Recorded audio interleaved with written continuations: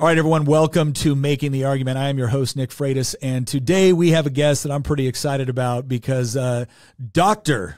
John Arroyo is a pretty impressive guy. But as we like to joke with each other, and we were joking right before the show, we knew each other back when, right? We knew each other back when both of us were in the military, desperately just trying to make it through a Special Forces qualification course, trying to navigate all of the uncertainties, the confusion, the difficulties, the challenges associated with that particular mission, because that's where we met each other. Trying to go through the Special Forces qualification course, get our Green Beret, and get out to the units so we could go fight a war.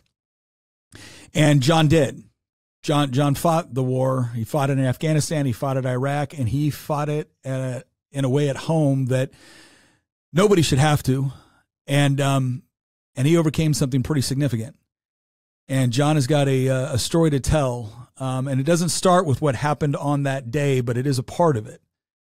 And it's what has led him to the mission that he's doing today, and why I continue to be very, very proud to not only call him my comrade in arms when we served in the military together, but also call him my friend. So, Dr. John, how you doing, man? I'm good, Nick. I'm good. Yeah, you're right. You're right about we were just trying to get through, the qualification course. But I'll tell you back then, I know that your listeners, there's a lot of people that follow you today. And, we had some great leaders that were with us in those formations and men that we look up to today, like Lloyd Wint. And I remember Lloyd just saying, Nick is going to be somebody. Nick is going to do something that's going to be greater than the formations that we're in today. And we knew it. We all knew it back then. I'm just glad Lloyd didn't want to kick my butt. Lloyd was a big dude. I'll say this, Nick, but even then, you had already been Ranger qualified. You came into the qualification course as an experienced, I think a staff sergeant at the time. And I remember, during small unit tactics, I remember looking up to you and John Fischetti and those guys that showed up already Ranger qualified and weren't looking out for number one, but were looking to bring a brother along with them that's willing to be trained. And I remember we had different individuals from other MOSs, that weren't infantry, and I was one of them. But you guys grabbed onto those that were willing to learn, and so I appreciate it. And I see what you're doing today because you're doing the same thing. You're still freeing the oppressed. The only difference is you just wear a different uniform. Well, I appreciate that, brother. Yeah, good times, especially phase 2, Special Forces qualification courses, like the small unit tactics phase. It's kind of like a mini Ranger school and the SF course. And yeah, we had guys coming from all backgrounds, and those of us that were coming from the infantry that had been to Ranger school, there was a lot of that training we did and we had some experience with. And then there was other guys coming from other MOSs where they didn't have the opportunity to go to Ranger school. And John was one of those guys, but my gosh, you want to talk about a dude I go back to this all the time when occasionally people ask me questions about what does it take to make it through, Ranger school or Special Forces qualification course or whatever it is. And one of the things I always say is, man, it's the guys that have made the decision that they're not going home without it, right? They're not going home without it. And I'm telling the audience right now, John was one of those guys, but he wasn't one of those guys in the sense that he was, there like, oh man, I'm a, whatever, I'm a tough guy and John was the sort of guy that everybody just kind of, we all immediately liked John. John worked really hard. He always pulled more than his weight on everything that he did. And like he said, he was really eager to learn, right? Obviously when you're in SF, there's a lot of A-type personalities. There can be a whole lot of ego and again, John was one of those guys that he wanted to learn. He wanted to be good at what he did. And that's exactly what he did. And so tell us a little bit. I mean, we graduated the Special Forces qualification course, right? I went off to 1st Special Forces Group. Where'd you go off to? What was that like after graduation? Yeah, I went off to 3rd Special Forces Group and right there on Fort Bragg. So for me, I grew up in the 82nd Airborne Division, got there in 1998. Then, you and I, 2003, 2004, we're in the qualification course, but I signed into 3rd Special Forces Group 1 June 2004 after language school and sat across from my sergeant major. And he said, John, you got 15 days to get your family in order and we'll see you in Afghanistan. I mean, it was that quick, Nick. And so, but before we go into all that military talk, I really would like to if it's okay with you, take your listeners on what actually got me into the military and why I found myself in that place. No, I think that's important. I mean, so yeah, let's start from the beginning. Tell us what it all starts, man. Yeah, well, it starts when I'm a young boy in Los Angeles. I grew up in the city of Whittier. I know that you're a California boy too, right? I think you're Northern California. Yeah. Or you were. I'm sorry. Yeah. Or you were. You're gonna get me in trouble out here in Virginia, man. Like, keep that quiet.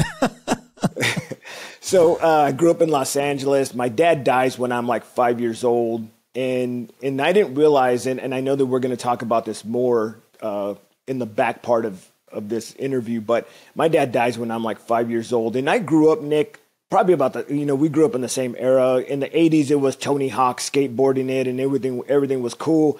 But in the 90s, there was like a culture shift, and it was almost like the atmosphere shifted when all of a sudden gangster rap. I grew up just miles away from Compton, right? And all of a sudden it was just this Ice Cube and Eazy-E and Dr. Dre and the Chronic, and that atmosphere shifted not only in our communities, but it shifted in my home.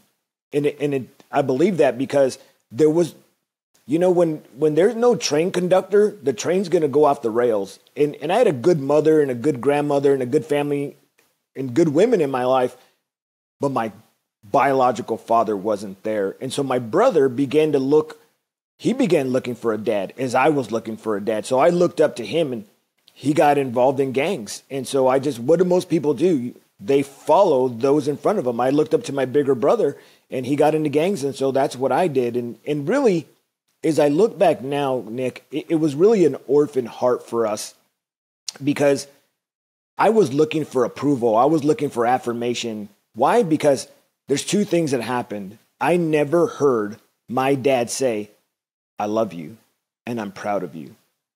And if you don't have that, if you don't have affirmation in your life from your father, you will go looking for it your entire life. I'm gonna add something right here. Not long ago, I spoke to a community of teenagers, and during that time, I speak to these teenagers, and that was Thursday. And on Sunday, this mom walks up to me and she says, "Hey, John, thank you for speaking to the teenagers." And she said, my daughter, who was standing right next to her, Nick, she says, my daughter was getting involved in sex trafficking. And I just about threw up in my mouth as I'm listening to this mom tell me that her daughter was involved in sex trafficking, because this little girl with glasses on doesn't look like the kind of the image in your head on. Yeah, the image of that you would see, like, down in Colombia where they're being thrown in a van or something like that. You're right. So I'm looking at this little girl when mom says that, and it's just almost instantly my heart connected with her, and I knew what this girl was going through. I understood why. And this is what mom said. She said she opened up a Venmo account and she began to sell pictures of herself. And mom said, when we found out what she was doing, she was 1 hour from being picked up. Jeez. Well, what I was really trying to say is that she didn't look like The Sound of Freedom, that movie that came out, right? Where Jim Caviezel's saving people up the river of Columbia. It's the little girl next door. But what I felt in my heart is that little girl had never heard her dad say, "I love you and I'm proud of you." So what happened is the moment a man told her that she looked good, her little heart couldn't tell the difference between love and lust. And that's what happened in my life. My friends, they saw the Ice Cubes and the Eazy-E's and the Dr. Dre's, and we were effing the police, and it was all cool. So they thought that was cool. What did I need from them? I needed affirmation. I needed their approval. Today, I call it chasing likes. I needed them to give me their likes. So what did I do? I got jumped into a gang at 7th grade. By 9th grade, Nick, I'm a teenage father. And by 12th grade, I do methamphetamine for the first time. I know I ended up in the Special Forces community. I don't know how, because I joined the military, not because I was patriotic, but because I was a drug addict. And that was the way that I was going to get out of the situation I was in. Can you tell me a little bit about that? So, I mean, that's a lot. I mean, you're jumped in at 7th grade. That's middle school, right? As junior high. And then you're, by ninth grade, a freshman in high school, you're a father. By, 12th grade, you're getting into drugs and whatnot. What was the catalyst? Because a lot of people don't make that decision to where it's like, okay, I need to go into the military. I need to change my environment or whatever it is. What was the catalyst for you where all of a sudden you're going down this path? Because 7th grade to 12th grade, I mean, dude, you've been in this, this is 5 years, right? This is 5 years doing this. So what was the catalyst for saying I got to do something different? Well, when you're involved in addictions, the world sees it. The only person that's deceived by the addiction are the people that are in the middle of it.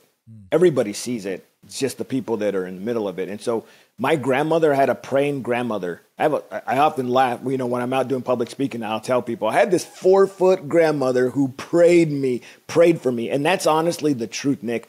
The catalyst to the transformation and what led me was a grandmother who didn't go off of what she saw. I'm the evidence of a praying grandmother, but also the evidence of someone that was willing to tell the truth to me and willing to give me tough love. And that person was my sister. So my grandmother was the one praying, and my sister was the hands and feet to grandmother's prayers.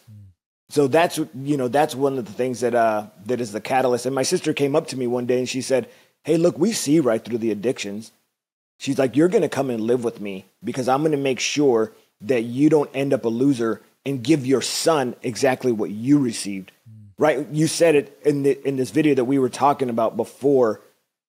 You said it. There's something noble about the man who doesn't give his son what he received, but ultimately starts a legacy. And that's what my sister noted in our lives, that my dad died when we were young. And she stopped it so that plague wouldn't continue through my family. So she had me come live with her, sleeping on her couch. And if I slept past 8:30 in the morning, she began to waterboard me on her couch, brother. I'm telling you, like if I slept in past 8:30, she began dousing me with water. And then I was like, "Look, what is it that you want me to do?" She said, "You know what? You need to join the military. You need to change your environment and you need to get out of here." And I was like, "Man, the military's not for me." Couple more douses of water. I'm like, "Let's go see the recruiter." So we end up in Pasadena talking to this Army recruiter. Nick, this dude was a used car salesman, bro. If you go to goodranchers.com and use promo code Nick, you're going to get 15% off. That's right. They've got the best American-raised beef, poultry, pork, and wild-caught seafood. Not to mention the fact that you're going to get 15% off all kinds of gifts that they have available. That's merch. That's boxes of meat. All of it, all the way up until December 31st. Because let's face it, some of you did not get presents in time. But Good Ranchers is there to make sure that you're squared away. So goodranchers.com, promo code Nick, 15% off, gift boxes. There's merch opportunities. There's all kinds of stuff. Go check out the website. Get the discounts. 100% satisfaction guaranteed with goodranchers.com. I could say that because we were in the service. I mean, but yeah.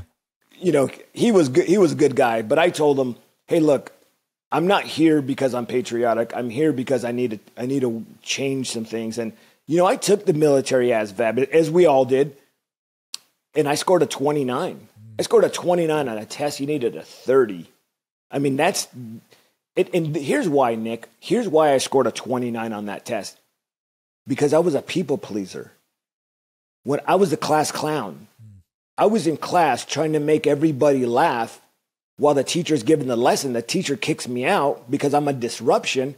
Then he lets me back in after he gives the lesson, and I look over at my peers and I'm like, "Hey, how do you do that math problem?" Why?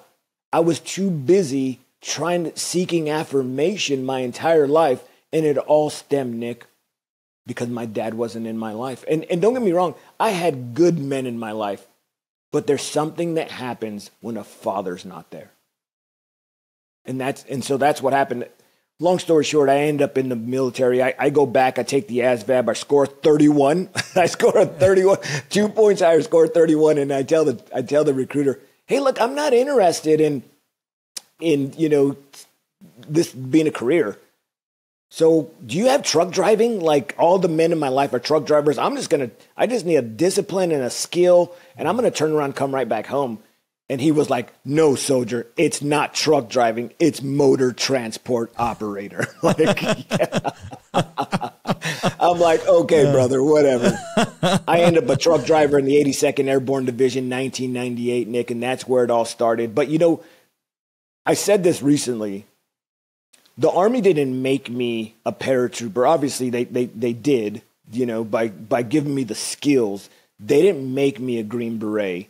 There's something that is inside of you from the foundation of the world that only God put in there. What I often tell people is the Army didn't make me a Green Beret. What they did is they pulled the Green Beret out of me. And you know this from our experience. Green Berets can't be made. They're identified, and then they're molded, and they're trained. It doesn't matter how big you are, how small you are, how fast you can run. No one can keep you going when you're cold, wet, hungry, in the middle of nowhere with 100 pounds on your back. We've seen men that everybody expected would be that Green Beret, and they didn't make it for whatever reason. And so when I ended up in the 82nd Airborne Division is the first time that I had a man look at me and see what was inside of me and begin to call it out, begin to call that greatness out in me that was always there, just never really developed. Yeah. No, that's true. It's again, there's this stereotypical image that people have in their heads on what some of this stuff means. And, but yeah, there's a misconception I think a lot of people have that when you go into, you know, Special Forces qualification course or whatnot, that they want you there. That the instructors are there to help you make it. It's like, no, they're there they obviously got to train you, right? Because you got to know what you have to do in order to be evaluated. But, and to varying degrees, some of those instructors did absolutely everything they could to try to get you to quit. And people have this idea like are the instructor like, oh, all right, man, come on, keep going. No, dude, you be on the side of the road and you're dead tired, you're done, you're hungry, you're everything you just mentioned. They don't pull up and say, keep going, soldier. They pull up and say, dude, get in the truck, man. You want a cup of coffee? You want a donut? You don't got to do this. You don't got to prove anything. They'll try to entice you to quit because they're not looking for somebody that needs to be motivated. They're looking for somebody that has the capacity for discipline and is driven by something that says they're not going to quit. So, I mean, again, you get, so you're in the 82nd, and I actually got to the 82nd in 98 as well.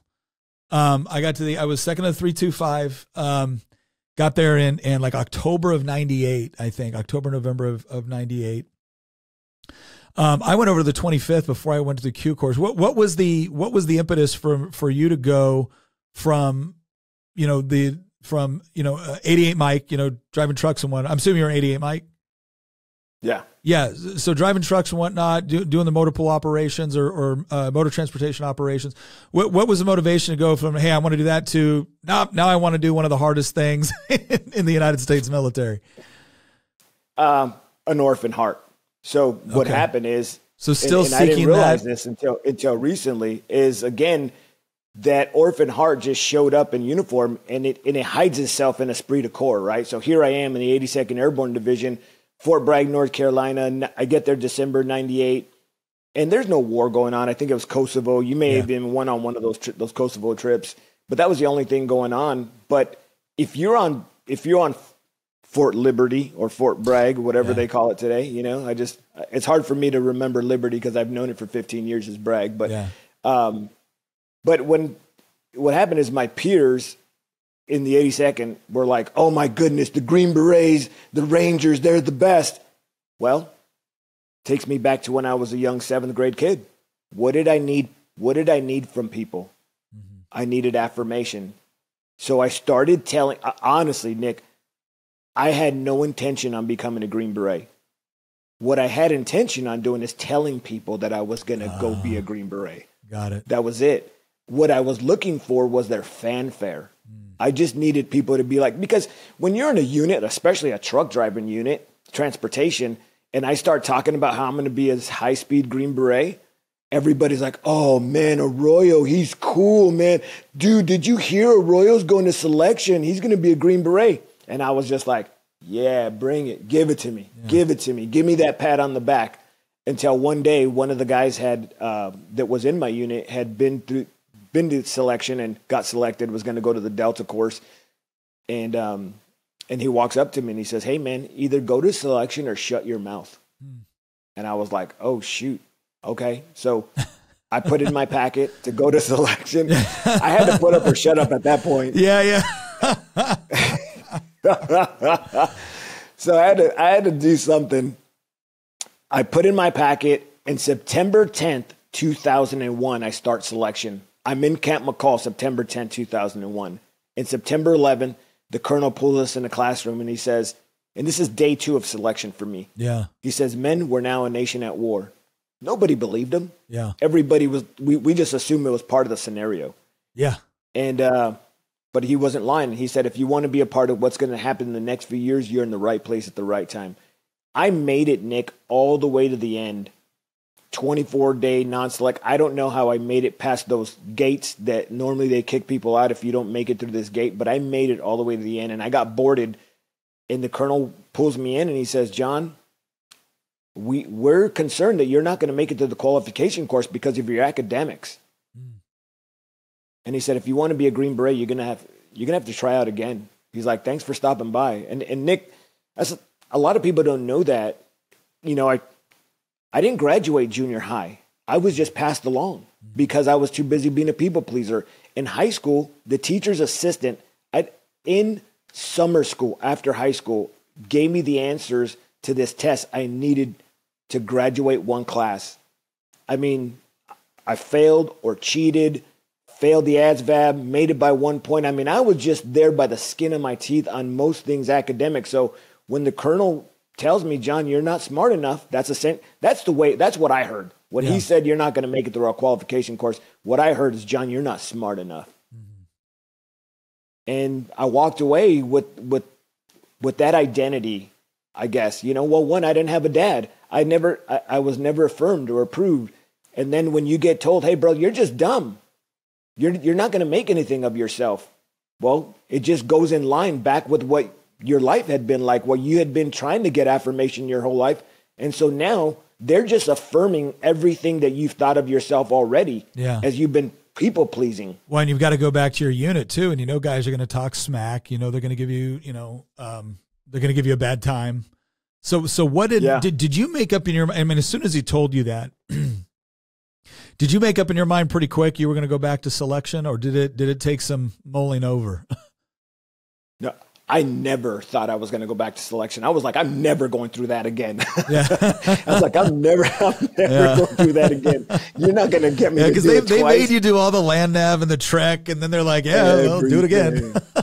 Yeah. You know, wake up at 2 a.m. and run until I tell you to stop, you know, log PT. I mean, you name it, you know, the obstacle course, all that. I was like, I'm never doing that again. So what made you change your mind? But then I got back to my unit. Say that again? What made you change your mind? I went back to my unit, and they were getting ready to go to NTC, the National Training Center, for rotation. And so I opened my mouth again, and I was like, hey, I'm going back to selection. I can't go with you to NTC. And they were like, well, if you go with us to NTC, we'll let you go back to selection. There again, I had to put up, you know, because I'd opened my mouth. And so I put my packet in again, and I went back to selection. And I'll be honest with you, the first time I trained, but the second time I didn't. I was just like, I'm just going to do it. And the second time I got selected. But to really answer your question, I applied again because I really wanted to make sure that my kids knew, because by then I was remarried. I married my son's mom, and then that didn't work out. But I was already getting ready I was in another relationship, and I had some stepkids, and I didn't want my kids to know that I was a quitter. Mm. And so you said it again previously. You said there's something noble about a man that starts a legacy for his family. And I wanted to make sure that my kids knew that Dad wasn't a quitter. Mm. And so I went back, and I don't know what I did different, Nick. I don't think I did anything different. I think I was more confident at land navigation, obviously. the first time I would walk 5 steps and check my map. And I think I ran out of time. You can't do that. You can't do that. Yeah, they don't give you enough time to do a lot of dilly-dallying. That's right. So the second time I was a lot more confident in land nav. And I think that's what actually probably got me over the hump. And so I ended up in 3rd Special Forces Group, 3 combat tours, 2 Afghanistan, 1 to Iraq as a weapons sergeant. And I want to say something because I think this is important for your listeners. I show up in Afghanistan. That's where I meet my Special Forces detachment. 1 June 2004, my first base that I'm going to is Gardez. I get dropped off on this ring flight, and the ODA engineer, the junior engineer's right there, and he's getting all the mail that's coming off the ring flight. And so I meet my Special Forces detachment right there, and this is what your listeners need to hear. The first time I ever had an anxiety attack in my life was in Afghanistan. But Nick, it wasn't because I was going to face the Taliban. It was because I was going to face my peers. Every morning, as this former truck driver, now became Green Beret, I was still green. You try to, I guess you tried to maintain, or you tried to grab onto all the information that you can in the qualification course. But man, things are moving so fast. You're getting information by fire hose, and you just hang on enough to get through that phase, and then you brain dump it, and then you go on to the next one. And so when I showed up on my Special Forces attachment, I was still a rookie. I was still young. I still had, I wasn't as grounded in the infantry tactics and things like that. And so when those meat eaters saw that there was blood in the water, the sharks came biting.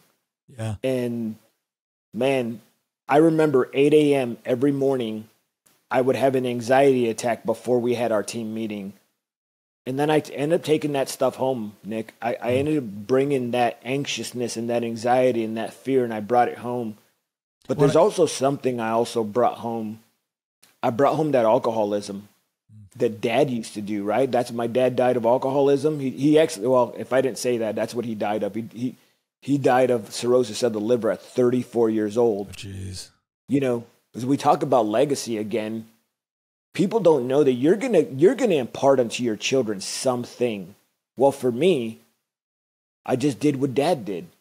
I brought it in my home, and I brought in all that anger and all the stress because I couldn't lash out on my teammates because they just kicked the crap out of me, right? Yeah. But I was the leader of my home, and so what did I do? If my family wasn't doing it right, if my kids weren't walking the straight line, if my wife didn't do what I wanted her to do, I'd just shoot her up. I didn't put my hands on my family, Nick, during that time, but I could cut them down with my tongue real good. Oh, and don't let me be drinking at the time when I'm doing it too, because I could really give her the business and give my children the business as well. During that time, as I'm deploying 2006, 2004, 2005, 2006, 2007, as we're going back and forth to Afghanistan and Iraq's now happening, my wife attempted suicide twice because I was a mean, angry drunk. But I'm here because I had a praying grandmama, Nick. And that's the bottom line. That's the truth. That's honestly the truth, because my grandmother wasn't only praying for me, she was praying for my family, and God spared us. I'm not proud, and my wife is not proud that she took that route. And I'll also say this, the only times my wife ever attempted suicide was under the influence of alcohol, which is something that we removed from our lives. We've been working through it. I don't, but my wife is still working through that, and she is just about free of it. Were you overseas when she made the attempt, or were you back home? I was home. Yeah, I was home. And it was during the times when I'd come home and just be mean and angry, then you're just getting ready for the next deployment. And here's something else I did. In 2006, I got into a motorcycle accident. They took me off my my detachment, and they moved me into battalion for a year. And I took a second job. I went to go buy a car, and the guy was like, "Man, you can haggle great, bro. You want a job?" And I'm like, "No, I'm in the Army." Yeah. But then I went home and I started considering what he was saying. I was like, "Oh man, well, I'm not deploying for a year. I'm not going anywhere. We can use that extra money." And my wife is like, "Oh yeah, that'd be great. Let's go back to family." Yeah. I didn't have my dad. Yeah. And so here I am now trying to raise a family, and I got teenagers at home, but I'm going to work in the battalion. We'll just say 9 to 5. And then I go to my second job till 9 o'clock at night so I can make $100 more a week. Who was raising my kids? Yeah. Because it wasn't me. The world, Nick. In Fayetteville, North Carolina. Yeah. The world was raising my kids, and I got the world's results in my home. But here's what I did. I blamed my wife. And I blamed my kids for me being an absent father. So when you, I mean, obviously it's, there is this idea too, if you haven't been taught otherwise, there's this idea that if you're a Green Beret and you're going to combat, right, and you're providing, well, then you're doing your job. You're doing your job. And really, again, what is not understood sometimes is, no, that's like half your job, and it's an important half, right? Like being a man, fighting for what you believe, providing for your family, those are important things, not taking anything away from it, but it's incomplete. It's incomplete. So at what point did you start to, like, what was the moment when you started looking at the situation, looking at the circumstances? You said initially blamed your wife, blamed your kids. What was the point where you had to take like a hard look in the mirror? Like what was the point where you started to look at what you were doing in your life and wanted to make a change? Did that happen right away? Did it, like, what happened? Yeah, I think it actually happened about 2008 or 2009. We bought a home in this new community, and before you know it, it was like block parties every weekend. I mean, it was everyone was just having these block parties, and I think God gave me a glimpse of my life. Like one weekend, I just had no desire to drink that weekend, and typically my wife and I were like the drunkest people at every party every weekend, and it was just normal. Friday and Saturdays we were gonna have block party. And one day I didn't drink, and I feel like what God did is He said, "Let me show you what I see. I'm going to show you through my eyes what I see." And what He did is, when I didn't drink, I got a glimpse of what my wife was doing and what she was like, and she was like falling all over, and it just almost disgusted me on how our life was, and that's really what opened my eyes. And then what we do is like, if we're not, like, for me, and I just speak on my own behalf, today I'm a man of faith, and I'm a follower of Jesus Christ. And what happens is, if for me, if I wasn't tapped into that community, I wasn't tapped in with Jesus, I wasn't tapped in with God. And so what do you do when you don't have that spiritual guidance? You white knuckle it. You white knuckle it. I'm not going to drink this weekend. And you hang on, and you try to white knuckle it. So one weekend I said, well, from here on out, I'm not drinking. So that's after I watched my wife fall over one weekend, falling all over the floor. Maybe 2 weeks later, I'm like, oh, I'm done drinking. And my friend's like, oh man, just have a little sip of this. Well, here I am. I'm white knuckling it, right? Yeah. I'm trying to do it out of my own strength. Nick, this flesh right here, you don't have the ability to control it without the Spirit.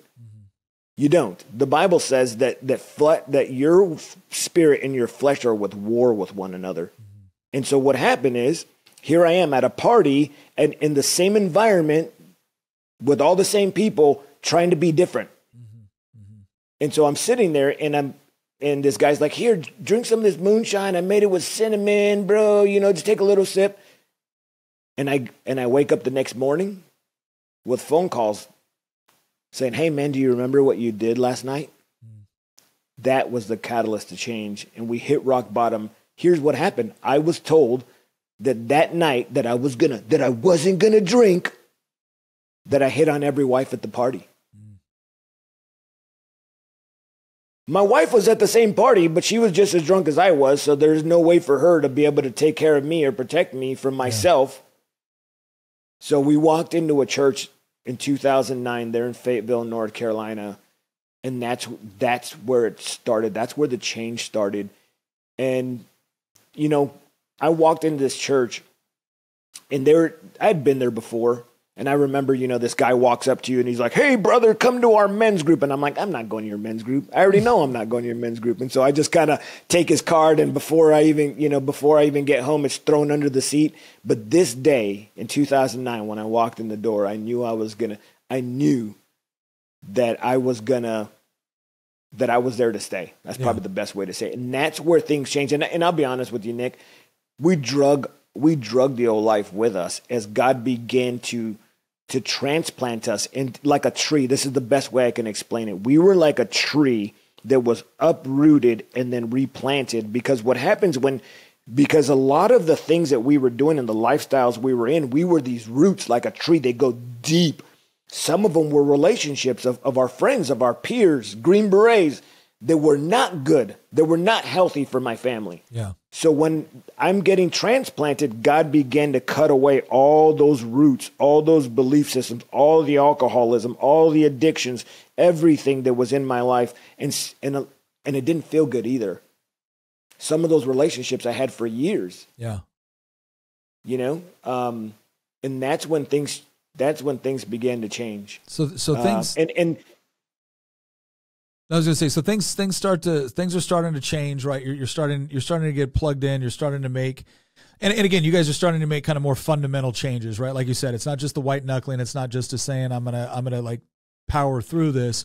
You're now starting to make the sort of adjustments and changes of environment, of belief systems, of worldview, that are going to allow you to actually transplant, what you had been doing with what you wanted to do for you, for your family, and at some point, like you actually left SF. Like you made a pretty significant career change.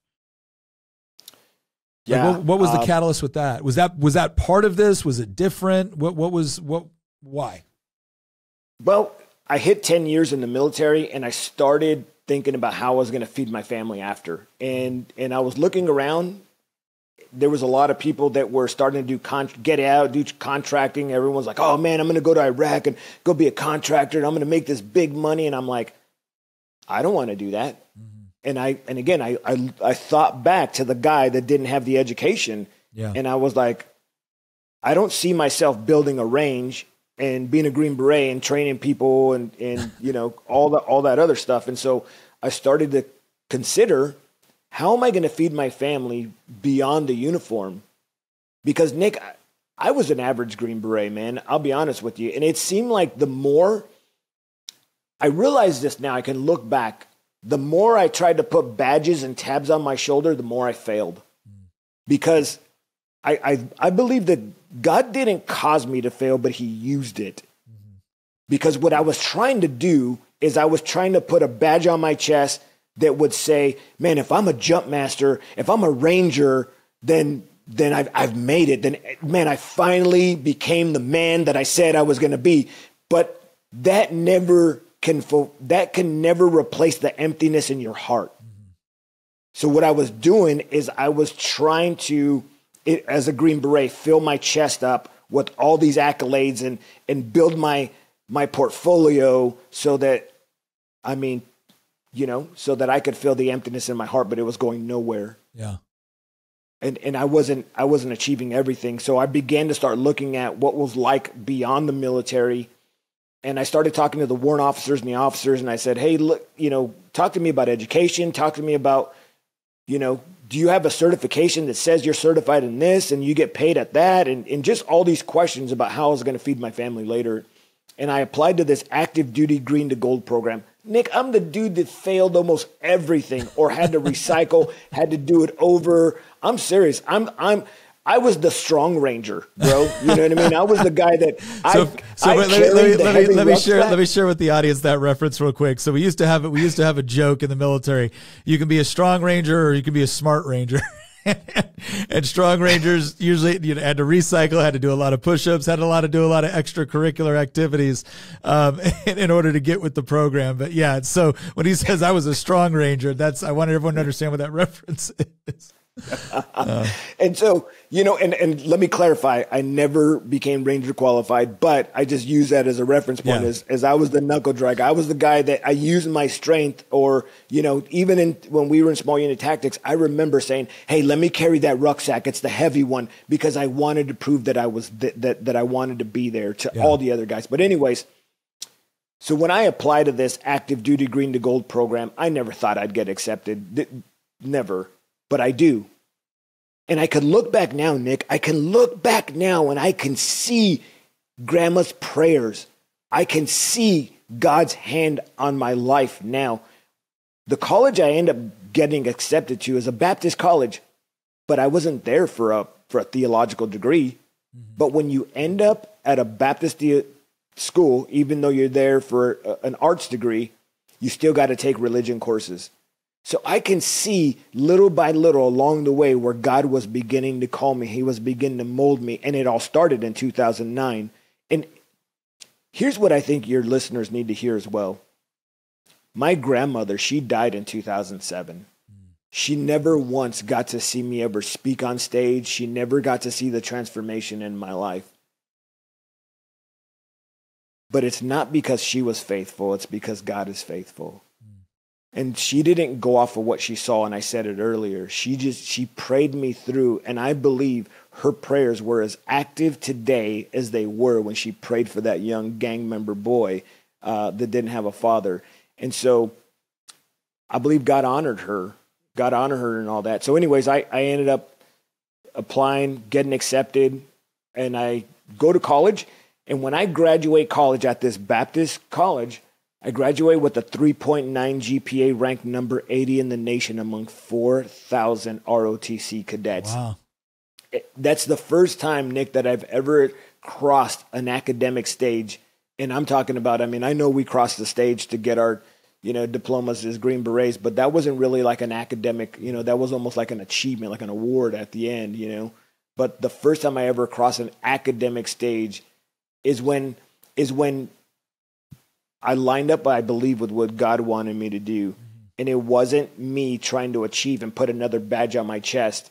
It's when I lined up with his calling for my life. So you get up, you graduate college, you get commissioned, and you go into the medical corps. I do, yeah.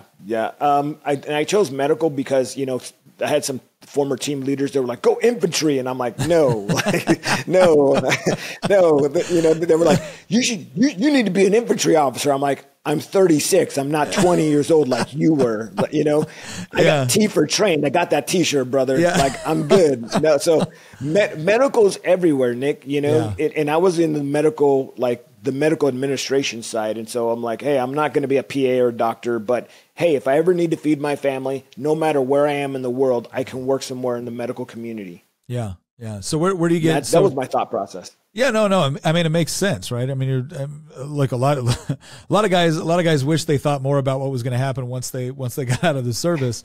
You did something, you picked a career field that, it's marketable. You're going to be able to do stuff. So walk us through, what happens next.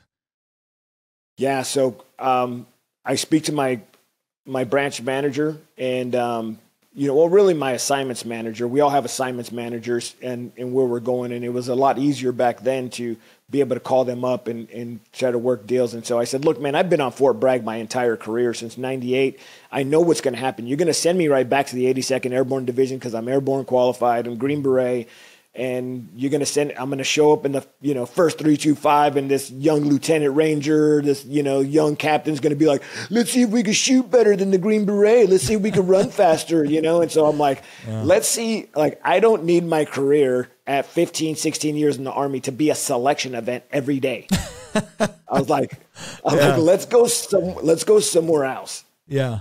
So I ended up at Fort Hood. Today it's called Fort Cavazos. I get there about November of 2013. And it's good. I'm this new platoon leader. Everything's great. I'm excited to be there. But then something happens about 5 months later, Nick, that I think it's important for your listeners to hear.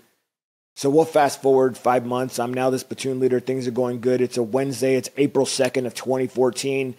And I'm in this course where the instructor tells us, he says, hey, look, here's what I need you to do. I need you to go to your unit and get your property book put on a CD. So, pretty much get all of your equipment put on a CD, because the class that I was in was like the unit movement officer course. So what we're going to do is you're going to be the individual that if your unit has to deploy, you're going to partner with the Air Force and you're going to get all your equipment to where it needs to go. Yeah. That's essentially what I was doing. So I'm assigned to 1st Medical Brigade, and so I go to my unit. It's 4:00 in the afternoon. I'm getting out of my car and I'm trying to get to the battalion headquarters before everyone's gone for the day so I can get this information that I need. And as soon as I step out of my car in the parking lot, I instantly hear shots fired. And I'm like, hold on, we're not in Iraq or Afghanistan anymore, but no one ever thinks that they're in danger on base, Nick. I mean, honestly, I thought what I heard was funeral detail. Yeah. That's what I thought I was hearing, funeral detail, funeral detail practice. Yeah. Sometimes you hear blanks going off as the soldiers who are assigned get that assignment, they're practicing. But something wouldn't let me move to just like shrug it off. I just stayed put, and I was like, man, those rounds just sounded so real. But where I heard the shots fired were to my 1:00, and I'm looking to my 1:00, and so your listeners understand, to my 9:00 was 1st Medical Brigade headquarters. To my 11 and 12 o'clock were all the soldier unit buildings. And then to my 1:00 was this road that divided 1st Medical Brigade from a transportation unit. So as I'm looking to my 1:00, a car comes from the road that I'm looking at, pulls up in front of me. I see the car, I see the individual, I acknowledge it, but I turn my head back to where I heard the shots fired, and the next shot I heard ripped through my throat. And I'll move this real quick.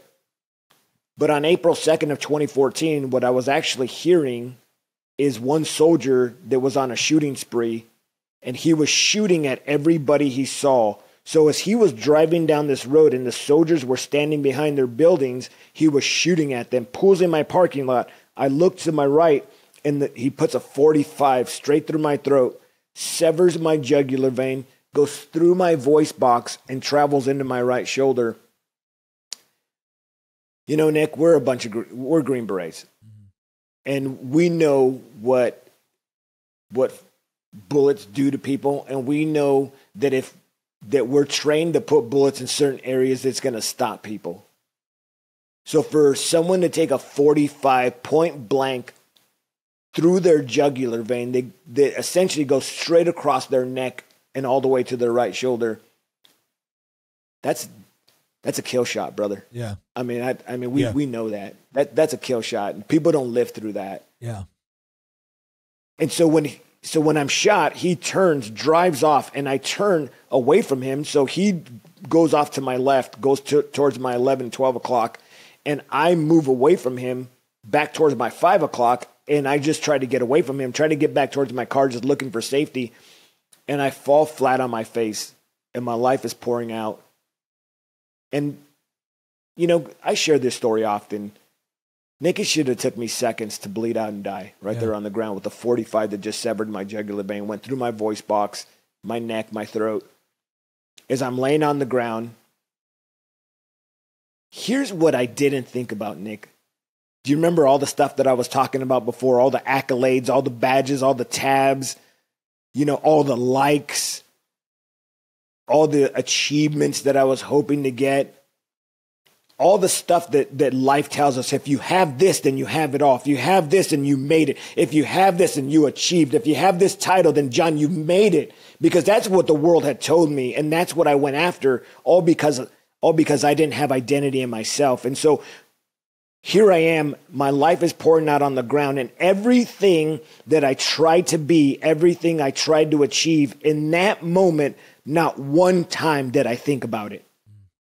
The only thing I thought about when I thought I had seconds to live were the people that I sacrificed most. My children and my wife. And Nick, back in those days, my wife never once asked me to do any of those things. My children never asked me for any of those things. All they ever asked me for was me, but I couldn't give it to them. So my life is pouring out. I assume I have seconds to live, and I start praying, and I say, God, is this where it ends? And I hear this audible voice. It didn't come from outside, it came from inside, and there was no one around me. And I hear this, John, get up, or your wife is going to die. And I just shrug it off because I don't understand at that moment what I'm experiencing. And I hear it again, John, get up, or your wife is going to die. Nick, 6 months before I was shot, when I finished the officer basic course in San Antonio, that day that I finished the course, September 20th, my mother-in-law died that day unexpectedly of an aneurysm. 9 days later, my father-in-law died of cancer. So I lost my mother-in-law and my father-in-law 9 days apart, only 6 months before I was shot. 2 years before that, we lost my brother-in-law in a hunting accident where my father-in-law loaded his gun that they were going to go hunting. He sets it down. Everybody's getting their gear together, and my father-in-law's gun goes off, and it hits my brother-in-law in the hip, and he dies. He dies in my father-in-law's arms. So we lost my brother-in-law, my mother-in-law, my father-in-law, and we had been on Bragg for 15 years. Now we're at Fort Hood for 5 months. So all of our infrastructure, all of our family, everything is at Bragg. Here we are in Fort Hood, and I believe now that God spoke to me audibly, and he said, John, get up, or your wife is going to take her life. And this time, she's not going to make a mistake. Nick, this is what I'm going to say next is super important for your listeners. God didn't shoot me to give me a testimony so that I can go tell the world about him. But he also didn't stop it. And people say, hold on, there's so many things, bad things are happening. Why didn't God stop it? Because we live in a fallen world. Nick, you're a politician. You see it. We all listen to you. We all follow you. And you say it, man, there's some evil stuff in this world, and people have to take note of it.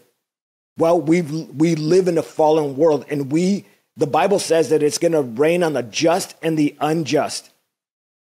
God didn't stop me from being shot, but what he did is he stepped into the middle of it, and he gave me an opportunity, and he said, John, get up. And I had a choice, Nick, just like everyone else. I had a choice whether to believe him or stay on the ground and die.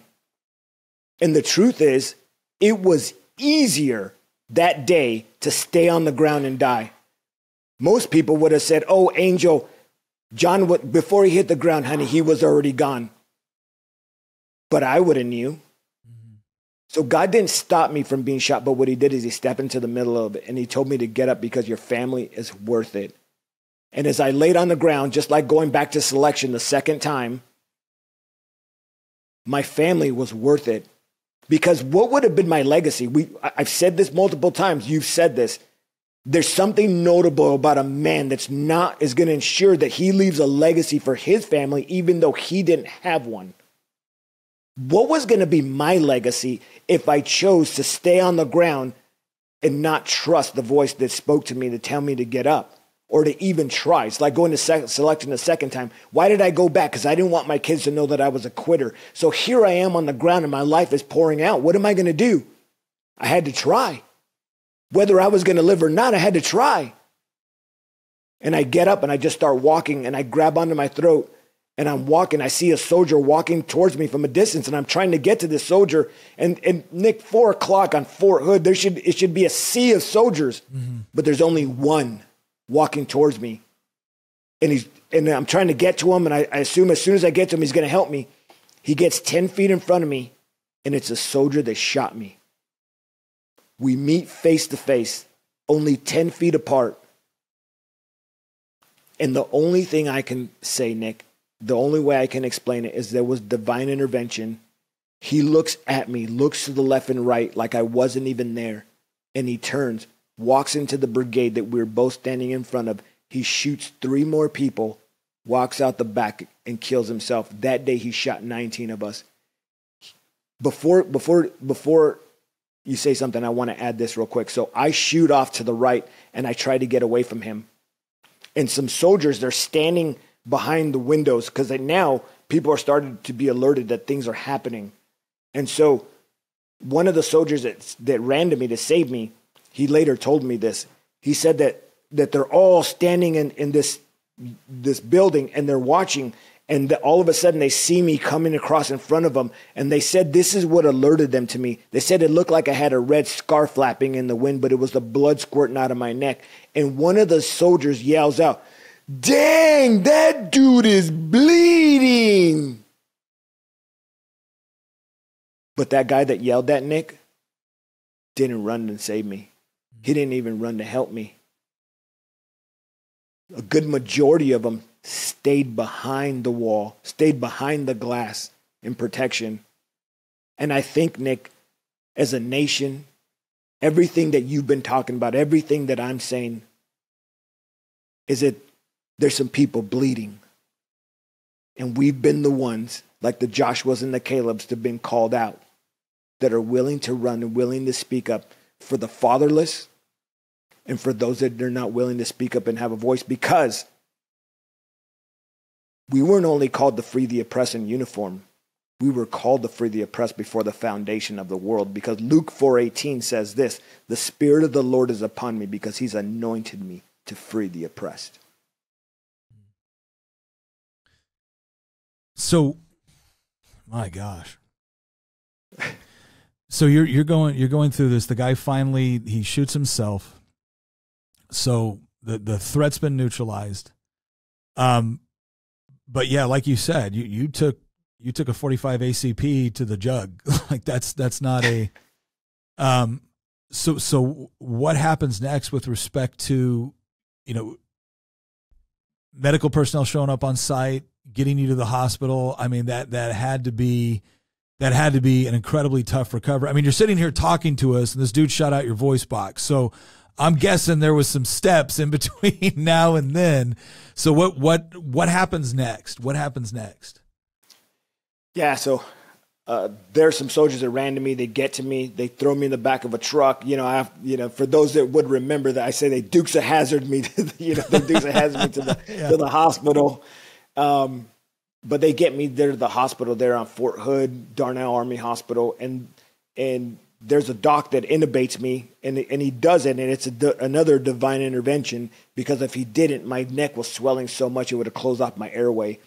They get me to the elevators to get me into surgery right away. I was one of the most critical.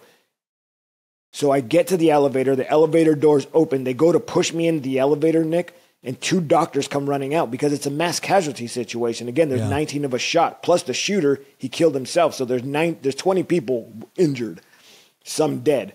And he goes to, so these two docs come out of the elevator, and they're running towards the ER. And before they pass me on the gurney, they find out what's going on with me. And they were the ear, nose, and throat surgeons. So as they're getting ready to put me in the elevator, the doctors that I needed were exactly where I needed to be. And I often tell people this: the moment I obeyed the voice, everything I needed was exactly where it needed to be. So they alert my wife. She identifies me. Everybody didn't think that I was going to make it through the night. I did. Ta-da.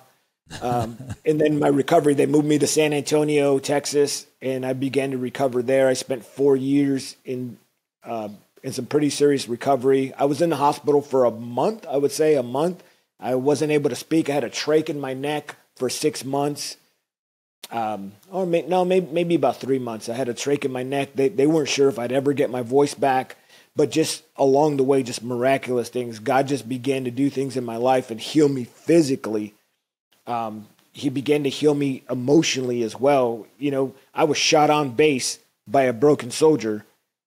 Well, when the military put me in recovery, they put me on base and then they put me in during that time, the Wounded Warrior Battalion, and in a formation of broken soldiers. And so, I was faced with my fears right away. There's something that I think that your listeners need to hear. 30 days after I was shot, when I left the hospital, when I left Fort Hood, or when I left San Antonio and being an inpatient, first thing I did is I went back to Fort Hood and I went back to the location I was shot. And I believe that was a divine point in my life, because Nick, these days people don't want to face their fear and their pain. What they want to do is they want to take a pill or they want to take a treatment, and people tell them, "Hey, you don't need to feel anymore. Don't worry about that intrusive thought. Just do this treatment, and you don't have to feel. And we're gonna block out any intrusive thoughts." I get it. Don't get me wrong. I'm not saying the medication is bad. Believe me, I've taken medication and I'll take it again if I need it.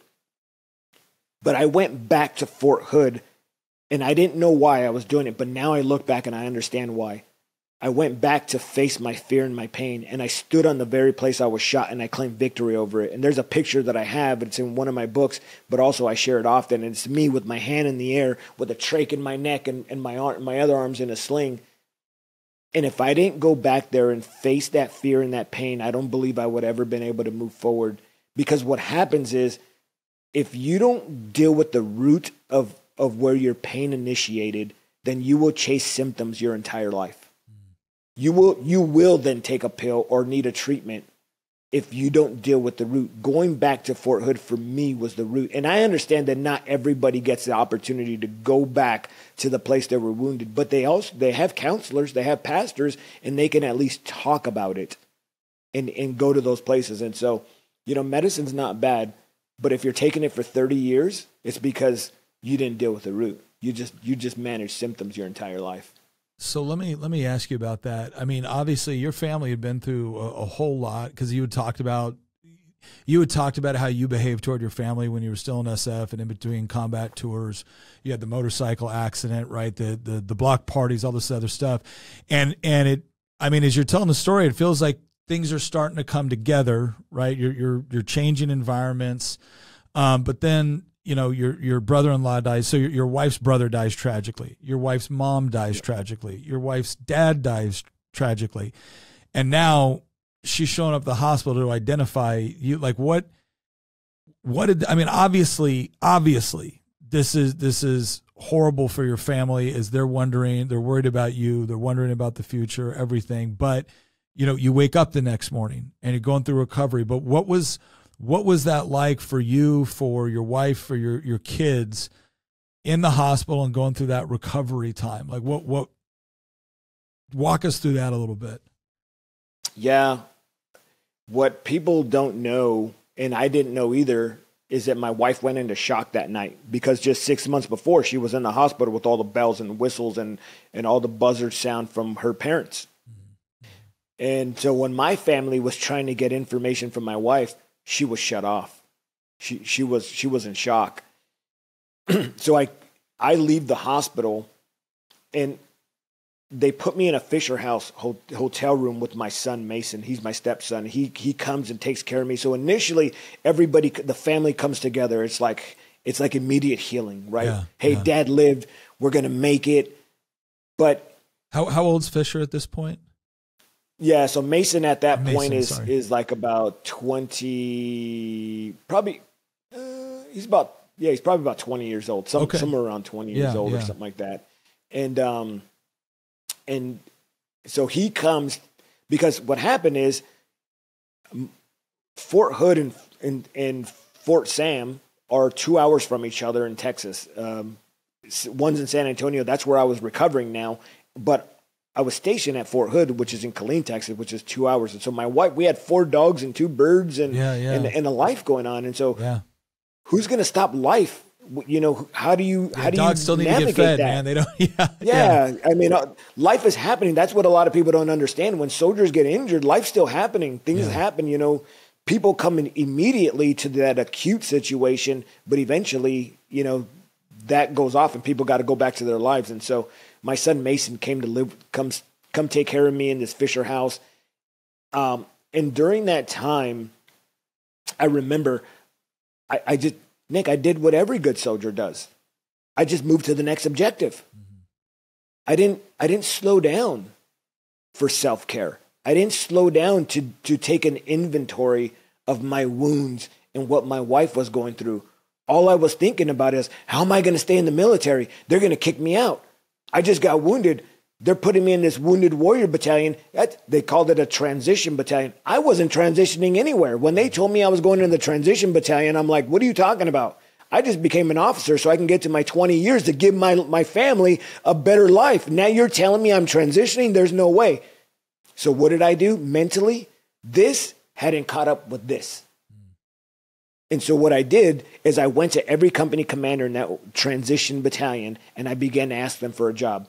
And so what I was doing, Nick, is I had this wounded spouse. You know, we've done care under fire, right? We've done care under fire training. How are you going to maneuver if one of your teammates is injured? How are you going to recover them? And how are you going to, isolate the enemy? I mean, all those care under fire training tactics. Here's what I was doing. I was doing care under fire, but I wasn't doing it with a teammate.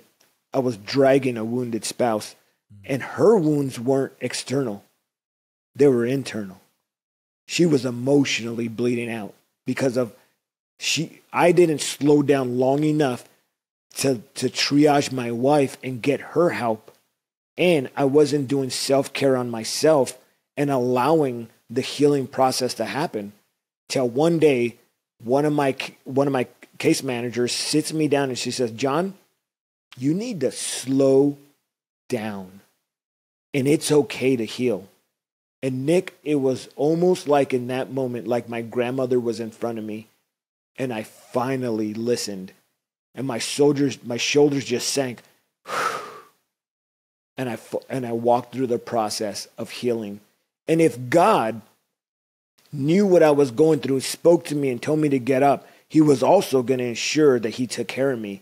But I was white knuckling it. I was trying to do it in my own strength. I was trying to do it. I was trying to make it happen. If I was going to stay in the military, it's because of me. I wasn't even living because of me. Mm-hmm. So I'm here thinking that everything's going to happen because I'm going to do it. That's what I was trying to do. And I finally slowed down to walk through the healing process. And that's where it all changed for me, Nick. So what does that mean? What does it mean that it all changed? What changed? Well, I went back to that root. So what did I do? What changed? For me, when I went back and faced my fear and my pain, when I slowed down long enough to allow myself to heal, to identify the pain and emotional, physical pain, and to realize that I was injured and that I may very well not be able to stay in the military, and was finally able to process those realities of my situation and not just think, well, I'm going to make it happen. And then there's some steps that I took. One, I avoided isolation because isolation is a death sentence. I avoided alcohol. Why? Because I don't drink anymore, Nick, because I liked it. And I knew that in that moment, if I was to drink alcohol, that I would just go back to being the person that I was. And then during that time, I was under medication. I was under some pretty strong medications. And Nick, I believe today that there's so many people, our peers, and you hear it, 22 a day. I believe that there's so many veterans, active and non-active, because what people don't talk about is the active duty statistics of the guys that are killing themselves right now. Mm-hmm. But I believe that there's people that never intended to kill themselves, but they got drunk one day. Mm. And so that hedge of protection wasn't there. They were in their right mind to protect themselves. And so the steps and the things that changed is when I slowed down to allow myself to heal. I walked through those steps that I was just talking to you about, but also I forgave the man that shot me, and I forgave myself for hurting others. Nick, that was so important. And then I let people help me. That is hard for us as Green Berets. We don't let people help us. We got this, right? That's what I did when I walked out of the hospital. I got this. The other thing is I began to tell my counselors the truth, and I began to give them answers to questions that they weren't asking. Okay, so when I walk into when I went in, because when you're shot in a mass shooting, or just even your listeners, when you go through anything, there's a probably a list, and the counselor's like, okay, well, they got this trauma, so I'm going to go down this, and I'm going to ask them these questions. But here's what they didn't know. They didn't know that my wife had lost both her parents. They didn't know she lost her brother. They didn't know that we had just moved from Fort Bragg to Fort Hood and we had nobody. They didn't know that I lost my dad when I was a young kid. They didn't know that I almost failed almost everything. So here's what happens when you don't, when you take things in your life and you don't deal with them and you stick them in the closet, or in our environment, you stick them in a rucksack, and you swear you're never going to think about those things again. When you get broken the way Angel and I were broken, everything that you never dealt with comes out. And your counselors think that they're dealing with this, what's on the surface, but they're not. They're dealing with everything you never dealt with. And so when I begin to tell my counselors the truth about all the stuff, when I forgave, when I avoided alcohol, avoided isolation, and all those steps, that's when it changed. And when I was willing to face my fear and my pain, that's when I was able to heal. So not just manage symptoms, but to heal. What did that mean for your relationship with Angel, with your wife and with your kids? It meant a lot. It meant like, it was in the Fisher house with my son Mason that I looked up to him, and I got tubes coming out of almost every orifice of my body. And in that moment, Nick, I mean, he could have did anything he wanted to me. He could have said, I remember you. But he didn't. It was in that moment that I was broken that I looked up to my family, to my wife, and I began to tell them that I was sorry for everything that I did. And it was there. I want to say that I believe that God put Mason and I in this Fisher House hotel room because God said, John, you're utterly broken. I mean, you've been broken in every way a man can be broken. So I'm going to just start fixing everything. And I'm going to start with your family.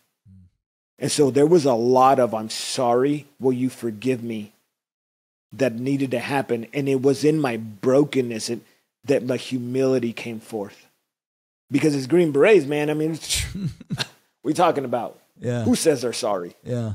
Yeah. So obviously you get to a point, you had a plan for the second half of your career. And this is just this is a huge departure from it. But God uses that to bring healing with you and your family, with your wife. At what point, because it was, it wasn't that long ago. I think it was actually probably it was over a year now, I think. Man, the dates are all mixed in together, but I remember one of the guys from my church saying, hey, we've got a men's retreat coming up. We've got some other things coming up. Do you know anybody that you think would be a good speaker? And I was like, yeah, I do. And I said, y'all need to reach out to John Arroyo. And he goes, oh, what's the story? And I told him, and his jaw dropped. I said, yeah. And that was the first time we had actually been in the same room together since Special Forces qualification, Special Forces graduation. Because we were on groups on the other side of the country, right? We had different theaters of operation. And our tours didn't sync up or anything like that. And so I remember when everything happened and hearing hey, did you hear what happened to John? I was like, no, you're kidding me.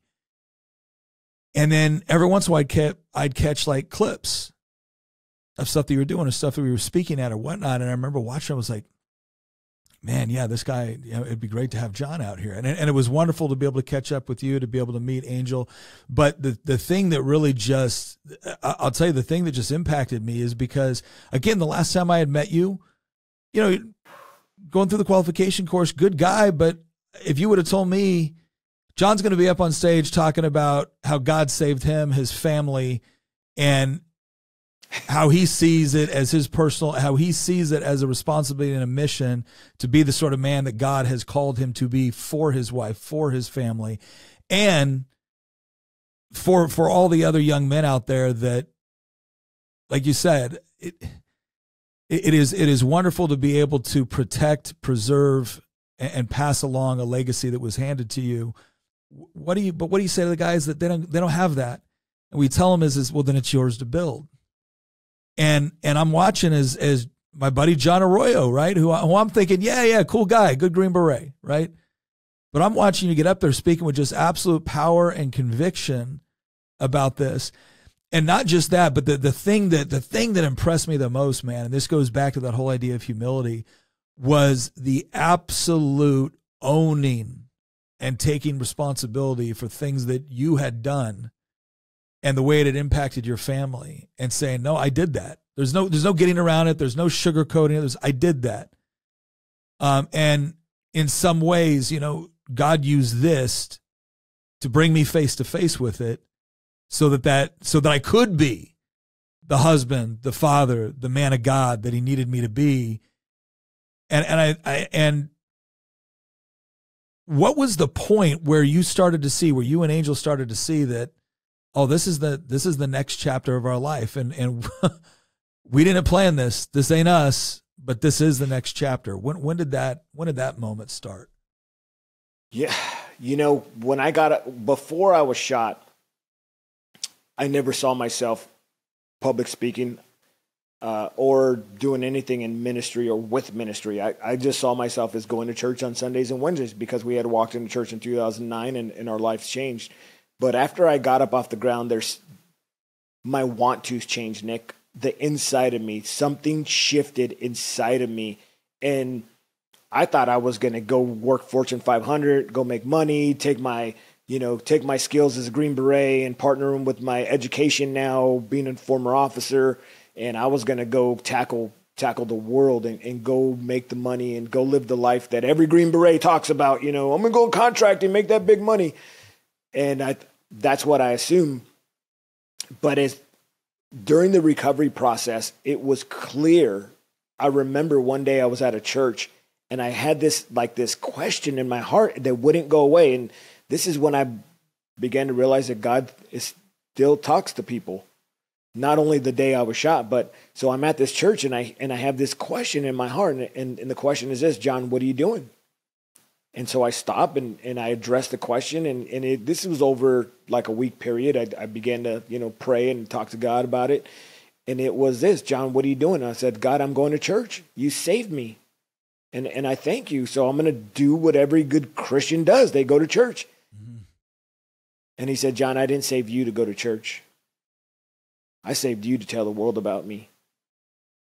Now get up and go do it. And I was like, how? That's when things began to change. And I began to talk to my wife about what I was feeling and the desires inside of me that were changing. And it wasn't all of a sudden we just had this moment, where God just came down and we just both agreed. She was like, what? Ministry? What? Public speaking? What? You're not expecting me to speak, are you? I'm not a public speaker. And it wasn't something that all of a sudden we just had this divine moment.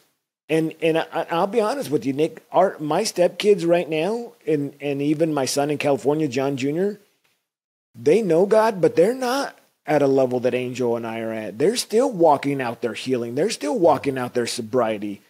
There's a lot of stuff that happened in their lives and that they had to walk through. They had trauma in their life. I'm getting ready to, I'm not switching gears, but I want to share this. And I didn't realize this. I was talking with a woman just recently, and she was telling me that they found out that children of veterans that were deployed from 2003 to 2013, that a lot of the children can't hold jobs, that there's a lot of trauma. So there's a lot of secondary PTSD and trauma that came in the homes, and it's affected the children. Well, guess what? Right here. When that lady was talking, she was explaining my family. And so what's happening now is we're having to go back and to love our family right where they're at, right in their situation, the same way grandma loved me. So there wasn't one thing that just switched the light bulb, but my want to's changed. And as I began to talk to my wife about what I was feeling, God began to start speaking to her as well.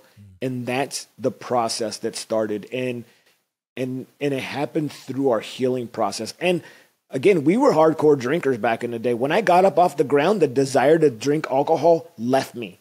like divinely left me. Never, alcohol has not touched these lips since the weekend before I was shot. But my wife has had to walk out her sobriety. It's been different, but yet God called us.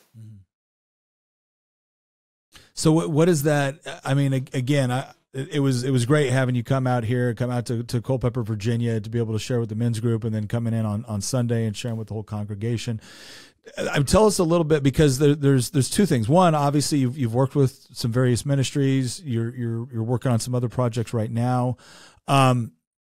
But the other thing I wanted to get to is you really have keyed in, because it obviously you're sharing the story of what happened with your experience of growing up without a dad, trying to find that affirmation, trying to find, and really specifically affirmation from other men, right? From other men that you respected, to basically validate that, yeah, you're a man too. You're a tough guy too. You're a good guy, like all that stuff.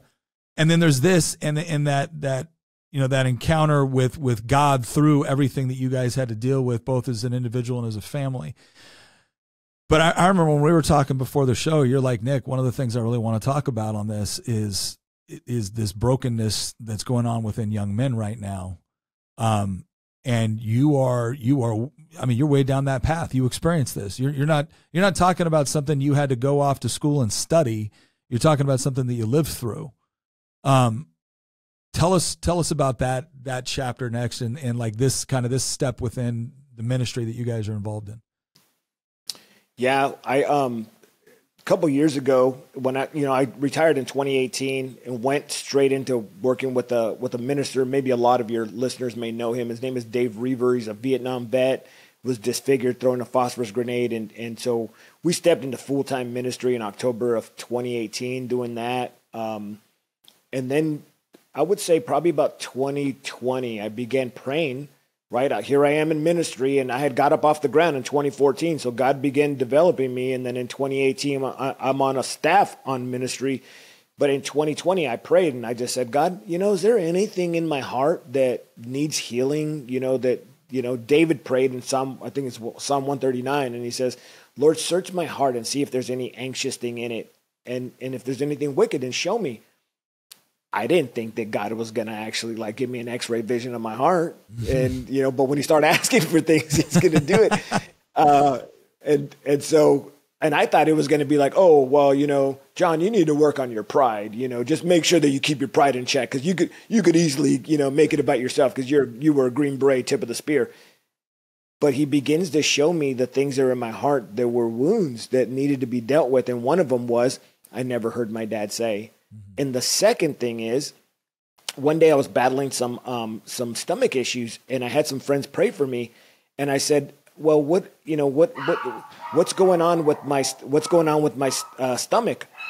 And my friend said, "John, I don't believe that it's your stomach. It's like I think it's something more spiritual." And I'm like, "Okay." So when they prayed for me, that physical issue just went away. It was gone. But there was something more there. And it was fear. It was fear that I was dealing with. I was dealing with anxiety. Well, here I am in full-time ministry. What minister deals with anxiety? What minister deals with things from the past? Well, that was me. And I went and I sat with a counselor, and more of like a spiritual counselor, a Christian counselor. And we walked through this counseling process. And what happened is, when I began to ask God what was going on in my heart, he showed me that I had never heard my dad say, I love you and I'm proud of you. And if you think about this, Nick, Jesus in Luke chapter 3 is baptized by John the Baptist. He comes up out of the water. And right then in that scripture, the Bible says that God affirms him. He says, this is my son in whom I'm well pleased. At that point in Jesus' ministry, he didn't have to do anything, or he hadn't done anything. He hadn't raised anybody from the dead. He hadn't done a miracle, and his daddy was already proud of him. Jesus never had to earn his father's love. All he ever had to do was receive it. So that's one thing. I went out looking for a dad all my life when I always had a father. That's one of our missions. The second thing is that I was talking about this fear. How is it that I'm a minister and I'm battling with fear and anxiety? So when I began sitting with this counselor and we asked God where this fear, where the root of this fear came from, I see this image as I'm praying, and it's of an apartment building that we lived in when I was in 6th grade. Well, what happened in that apartment building? We used to have a cousin that used to come over, and whenever my mom walked out of the room, he would try to touch me. So what happened is I had this root of fear that I struggled with, almost like a spiritual battle, like that caused the anxiety in my life, or this fear that was in my life, and it stemmed all the way back from when I was a kid. So one of the things that we're doing now is that we are helping people understand that they don't have to earn God's love, and some of them don't even know him, right? So what we've done, we wrote a book called I Never Heard My Dad Say, and we're helping people meet their father for the first time. Jesus showed up on the scene and he started saying, my father, our father, your father. Back then, they didn't know him like that. And there's been so many people that they didn't grow up in church like me. They didn't grow up in church. And so they don't know God, or the God that they do know is the God that's getting ready to crush them for sins, God getting ready to smash them. But they don't know him as Father, and they don't have to earn his love. All they ever have to do is receive it. And so our job right now is to introduce men and women, young and old, to their Father. And Nick, I thought that the fatherless generation was yours and my generation, or your generation, my generation, and the generation behind us. That's not true, man. As soon as we wrote this book, we began to have 70-year-olds come up to us, weeping men, telling us how they never heard their dad say, just testimony after testimony of this thing. This is a fatherless society. And I often tell people, and I know you speak about this, the people that are burning cities down, you want to know who they are? They're the fatherless generation. That's them. And so I believe that my job is to do what I did in uniform, only without the uniform, is to continue to free the oppressed. And how am I doing that? By introducing a fatherless society to their Father. No, that's incredible, John. I mean, I really appreciate the willingness to share the story, to share all the story, because I think one of the things that is missing in so many people that offer advice is a sense of authenticity with respect to the mistakes we make as men, as husbands, as fathers, as sons, and the process and the idea. Again, I've always I don't even know how quite to word this, but I was trying to explain to somebody a while back when I was talking about Christianity. It was the whole idea of you're never going to find a worldview that does a better job of explaining the human condition. I said there's other worldviews that attempt it, and some of them make a pretty good attempt. I don't think they're true. I think this is true, but the thing that